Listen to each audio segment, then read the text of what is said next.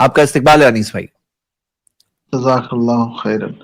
جی ایک میرا سوال ہے تقلید کے متعلق کہ تقلید یہاں سے یہ ثابت ہوتی ہے، جیسے فار ایگزامپل اگر ہم سورہ توبہ سورہ نمبر 9 آیت نمبر 119 یا ایھا الذین آمنوا اتقوا اللہ وکونوا مع الصادقین، یہ تو اس سے ثابت ہوتی ہے کیا کہ اے ایمان والو تم اللہ سے ڈرو اور سچے لوگوں کے ساتھ رہو. میں دیکھیے آپ جو تقلید بالکل کرتے ہیں، آپ جس کو تقلید کہتے ہیں وہ کیا ہے؟ ایک امام کی تقلید ہے نا، ایک مذہب اور ایک امام کی تقلید آپ کرتے ہیں. تو اس آیت سے کیسے ایک مذہب اور ایک امام کی تقلید ثابت ہو رہی ہے؟ اسی لیے تو میں نے آپ سے پوچھا نا شیخ. اب آپ نے مجھ سے پوچھا ہے تو میں تو بتا رہا ہوں نہیں ثابت ہو رہی ہے. اس سے تو کیسے ثابت ہو رہی ہے؟ سچوں اس سے نہیں ثابت ہو رہی. مطلب سچوں دیکھو، سچوں سے مراد تو یہی تو ہوتا ہے. سچوں کے ساتھ ہو جاؤ، اس سے ایک امام کی تقلید کیسے ثابت ہوتی ہے؟ دیکھیے آپ کا دعویٰ کیا ہے؟ آپ کا دعویٰ یہ ہے کہ ایک آدمی پر ایک امام کی تقلید واجب ہے، ہر آدمی پر نا کسی ایک امام کی تقلید واجب ہے، یہی آپ کا دعویٰ ہے. جی تو ایک امام کی تقلید ہر آدمی پر کسی ایک امام کی تقلید واجب ہے دین کے تمام مسائل میں. یہ کیسے اس حدیث سے، اس آیت سے کیسے ثابت ہو رہا ہے؟ ثابت تو نہیں ہو رہا ہے. بہرحال سچوں سے تو مطلب ٹھیک بہو ہے، وچن آ رہا ہے. بہوچن آ رہا ہے کیسا تو آ کیسے رہا ایک امام آپ تقلید کرتے ہیں ایک امام کی، اور دلیل میں ایسی چیز لا رہے ہیں جو پلورل ہے، اس میں تمام سچے لوگوں کے ساتھ ہو جانے کا حکم دیا گیا. اچھا مطلب جیسے دیکھیے، آپ اور تھوڑا سا ہم اس کو کھل کر کے سمجھیں تو اللہ کے نبی صلی اللہ علیہ وسلم کے زمانے میں جو صادقین تھے وہ کون تھے؟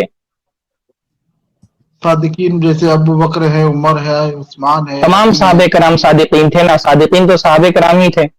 تو تمام جی صحابہ کیا کرتے تھے؟ وہ اللہ کے نبی صلی اللہ علیہ وسلم کی اتباع کر رہے تھے. تو اس سے تو یہ پتا چلتا ہے کہ اللہ کے نبی صلی اللہ علیہ وسلم کی اتباع کرنا چاہیے. یہ ثابت ہو رہا ہے الٹا کہ اگر کسی مسئلے میں آدمی کا امام کا قول اس اللہ کے نبی صلی اللہ علیہ وسلم سے ٹکرا رہا ہو تو امام کا قول چھوڑ دینا چاہیے، اللہ کے نبی کا قول لے لینا چاہیے. اس سے تو الٹا تقلید کی مذمت ثابت ہو رہی ہے، اور کہ نہیں ثابت ہو رہی ہے. جی جی بات تو صحیح ہے شیخ. بارک اللہ فیکم. اور میں آپ کا کئی اسٹریم بہت دنوں سے دیکھ رہا ہوں. میں آپ لوگوں کو کانگریچولیٹ کہتا ہوں، اور خاص کر کے میں سے کفایت اللہ ثنا ولی صاحب کو کرتا ہوں، کیونکہ بیچارے انہوں نے ان کی باتوں تو مجھے بہت سمجھ میں آتی ہے، لیکن کچھ ایسے سبج ہے جو ان کا الفاظ ہے وہ تھوڑا اردو میں بولتے ہیں، اس لیے بہت کم سمجھ میں آتا. لیکن الحمدللہ ایسے عالم ہونا چاہیے. اللہ آپ لوگوں کو جزائے خیر دے. میں آمین. سمجھ گیا بارک ہوں. اللہ فیکم. تو کیا میں اپنے آپ کو، جیسے کہ میں اپنے آپ کو حنفی کی طرف منقول کرتا ہوں، تو اس کا مطلب میں تو غلط ہوں پھر اس کا مطلب شیخ؟ پھر بھائی ہم آپ کو یہ نہیں کہتے کہ آپ کوئی خاص نام رکھیں، آپ قرآن و سنت پر اتباع کریں، اپنے کو حنفی بھی بولے، کوئی مسئلہ نہیں ہمارے لیے. اصل میں جو دیکھو مطلب کوئی اپنی طرف بلا رہا ہے، کوئی اپنی طرف بلا رہا ہے. اب میں ہم یہی کسی خاص سوچنے کا شخصیت کی طرف نہیں بلا رہے ہیں، ہم آپ کو قرآن و سنت کی دلیلوں کی طرف بلا رہے ہیں. تو آپ قرآن و سنت کو فالو کرنے لگے. ہم کوئی نام تبدیل کرنے پر زور نہیں دیتے کہ آپ نام تبدیل کر لیں. ہم آپ لوگوں لیکن کو کیا جب ہے کہ سے نام انسان کی منہج اور اس کے عقیدے اور اس کے دین کے فہم کو ریپرزینٹ کرتا ہے. تو اپنے آپ کو بندہ جب اہل حدیث کہہ دیتا ہے تو اس کا منہج واضح ہو جاتا ہے. جب حنفی کہتا ہے تو منہج واضح نہیں ہوتا کہ وہ ایک امام کی تقلید کر رہا ہے یا اس نے اپنے آپ کو کسی ایک امام کا پابند نہیں کیا ہے، وہ دلیلوں کو ترجیح دیتا ہے. انیس بھائی جو آپ بات بول رہے تھے نا، دیکھیے جو لوگ امام ابو حنیفہ رحمہ اللہ کے مسائل مانتے ہیں کہ ہم حنفی ہیں، ہم ان کے مسائل مان رہے ہیں، ان کی پیروی کر رہے ہیں، اس میں تو اصول جو ہوتے ہیں وہ اس سے پہلے ماننے کی بات ہے نا. تو امام ابو حنیفہ رحمہ اللہ سے ہمیں اقوال ملتے ہیں کہ صحیح حدیث مل جائے وہی میرا مذہب ہے، اور اگر میں کوئی بات کہہ دوں جو اللہ کے کلام یا نبی صلی اللہ علیہ وسلم کے فرمان کے خلاف چلے جائے تو میری بات کو چھوڑ دینا. اس طرح سے کئی اقوال ان کے نام میں ان کی طرف منسوب ہے، ان کی نسبت ان کی طرف کی گئی ہے. تو یہ اصول جو ہے یہ تو اور زیادہ ماننے کی ضرورت ہے. تو اس اعتبار سے اگر آپ صحیح طور پر حنفی ہے تو آپ کو قرآن و سنت کی جو بات مل جائے، جو بتانے والے بھی علماء ہی ہے، ایسا نہیں کہ کوئی ادھورے علم والے شخص نے اپنے ادھورے علم سے استدلال کیا ہے، اس کی بات ہم کر ہی نہیں رہے ہیں. ہم بات کر رہے ہیں علماء کرام نے پروف کے ساتھ دیا ہے تو وہ بات کو مان لینا ہے. تو اگر آپ وہ کر رہے ہیں تو آپ امام ابو حنیفہ کے بتائے ہوئے اس اصول پہ ہی چل رہے ہیں. لیکن کیا ہوتا ہے मिसाल मैं आपको देना चाहता हूं कि आज बाज लोग शिर्क करते हैं, हनफी फिक्र के अंदर भी मानने वालों में बाज लोग शिर्क करने वाले भी हैं जो ओपन शिर्क करते हैं, बाज लोग वैसा ओपन शिर्क नहीं करते हैं। उसी तरह बाज लोग होते हैं जो बिदात करने वाले होते हैं।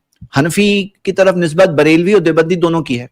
अब इसमें आप जब हनफी कह रहे हैं तो ये बात वाज़ेह नहीं, हमारे पास स्ट्रीम में हनफी नाम वाले बरेलवी भी आते हैं, देवबंदी भी आते हैं, तो इसी वजह से बात वाज़ेह नहीं होती कि आप क्या हैं। तो अगर आप अहले हदीस जो निस्बत है इसकी तरफ आते हैं तो इसमें क्या होता है कि एक बात वाज़ेह होती है कि ये तौहीद को मानने वाला है, शिर्क के खिलाफ है, ये सुन्नतों को ऊपर चलना सिखाता है, बिदातों के खिलाफ है, सही हदीसों पे चलना सिखाता है, ज़ईफ और मौजू हदीसों पे नहीं, सहाबा और सलफ के फहम के मुताबिक चलना सिखाते हैं, सारे इमामों को रिस्पेक्ट करते हैं लेकिन किसी भी इमाम की बात को कुरान और हदीस के ऊपर नहीं रखते हैं। ऐसे जो उसूली चीजें, ये सब उसूली बातें हैं, तो ये 10 चीजें वाज़ेह हो जाती हैं। जब मैं आपकी बात को सिर्फ एक सवाल करता हूँ, आप लोग भी जो बेहतर लगेगा वो समझाना। जैसे हमारे किफायतुल्लाह सनाब अली साहब भी हैं, अगर सुन रहे हैं तो वो भी हमें समझा सकते हैं और आप भी।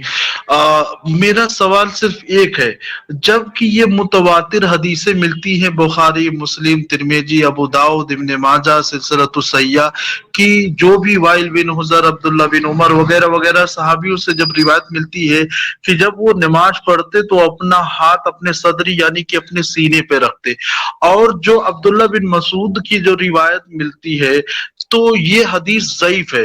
तो जो ज़ईफ हदीस पर है, तो क्या अगर हम उनके पीछे नमाज पढ़ते हैं जो सही और हसन हदीस मिल रही है और मुतवातिर हदीस मिल रही है, तो आप मुझे बताओ फिर क्या उनके पीछे नमाज में पढ़ सकता हूं या नहीं पढ़ सकता हूं? इस वजह से पता नहीं मेरी नमाज होगी कि नहीं। जब वो हदीस अगर ज़ईफ मिल रही है तो हम उसको ज़ईफ, इसका मतलब होता है कि जैसे किफायतुल्लाह सनाब अली साहब ने कहा कि एक असली नोट और एक नकली नोट, तो हम उनके पीछे कैसे नमाज पढ़े और फिर मेरी नमाज कैसे होगी? मैं ये कंफ्यूजन है, और इसका सवाल का जवाब दे दीजिए, फिर उसके बाद इंशाअल्लाह फिर जी मैं आपको यही कहूंगा, देखो पहले तो हदीस कबूल करने के लिए हदीस का मुतवातिर होना जरूरी नहीं है। हदीस सही सनद से मिलती है तो वो साबित हो जाती है बात, यानी सिर्फ मुतवातिर हदीसें, जैसे आप कह रहे हैं ना कि मुतवातिर है, तो कुछ हदीसें मुतवातिर भी है जैसे बाज रफल यदैन वगैरह के ताल्लुक से, लेकिन जरूरी नहीं है कि हर मसले में मुतवातिर हदीस होगी तो ही हम मानेंगे। लेकिन आपका बुनियादी सवाल ये है कि अगर कोई चीज जो गैर साबितशुदा तरीके से कोई नमाज पढ़ रहा है और आप उनके पीछे नमाज पढ़ो तो क्या वो नमाज होगी या नहीं होगी? जी शेख सरफराज। मेरे भाई जो है मसला इसमें बुनियादी तौर पे जो उसूली मसला है वो ये है कि असल नमाज होगी नहीं होगी का मसला बिदाती और सुन्नत का मसला है।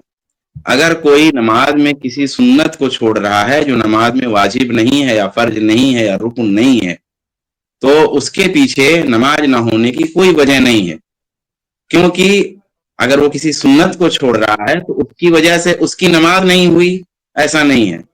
और जब उसकी नमाज अगर हो रही है, सुन्नत का तारीख है सिर्फ, तो जाहिर सी बात है हमारी भी नमाज हो जाएगी। तो ये बुनियादी मसला है। हाँ, अगर वो बिदाती है, उसके अंदर शिर्क पाया जाता है या बिदात पाई जाती हैं, तो फिर उसके पीछे हमें नमाज नहीं पढ़ना चाहिए। ये बुनियादी मसला है। अब किसी सुन्नत के तर्क की वजह से किसी के पीछे नमाज नहीं होगी, ये बात सही नहीं। जज़ाकल्लाह खैर। आई प्लस पूरी टीम को अल्लाह आप लोगों की मेहनत को कबूल करे।